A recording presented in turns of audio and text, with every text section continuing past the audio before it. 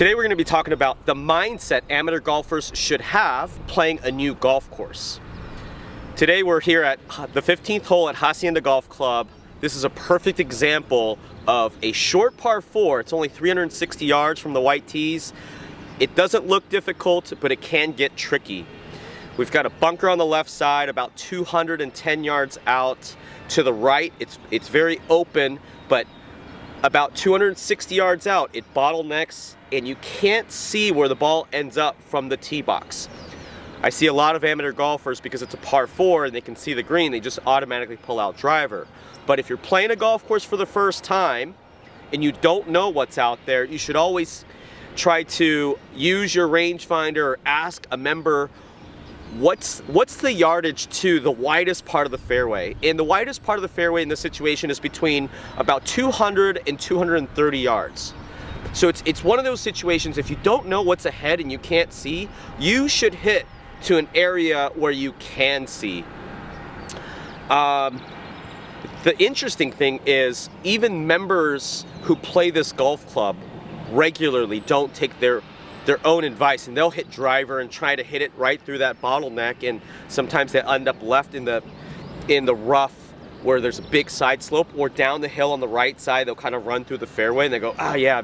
Hindsight, if they only took their own advice and just hit a 3-wood to about 230 yards max, I mean, they would hit 230 yards. This hole's 360 yards from the white tees, 130 yards in, maybe a pitching wedge, 9-iron, 8-iron for most amateur golfers. And you know, that's a higher percentage play.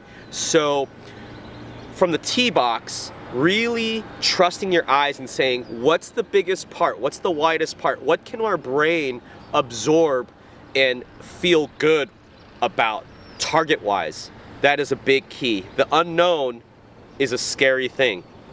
All right, we're gonna head out to the middle of the fairway and then talk about the second shot.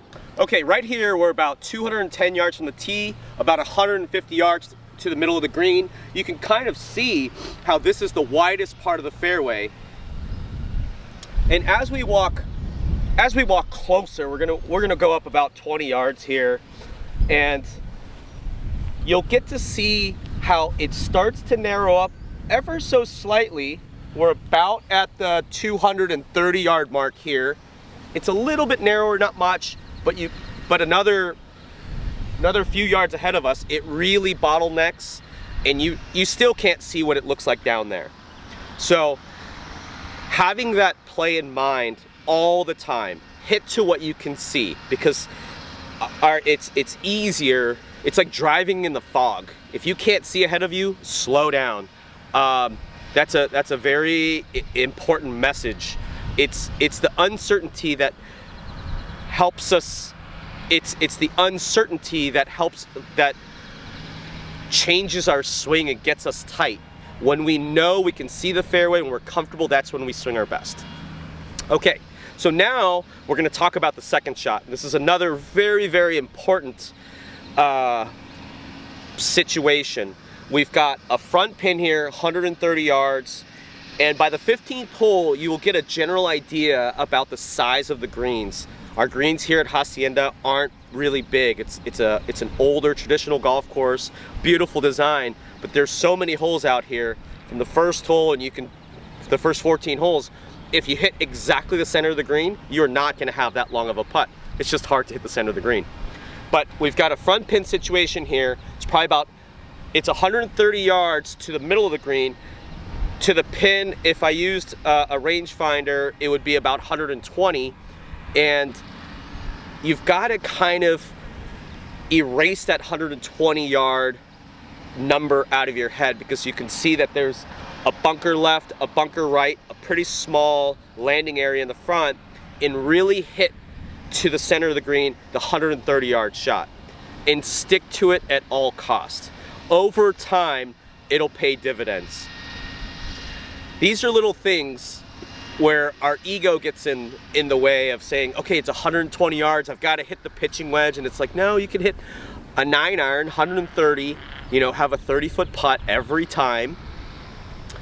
And it's not about hitting the shortest club in, it's about scoring and giving yourself an opportunity to swing freely and know that that's the right play.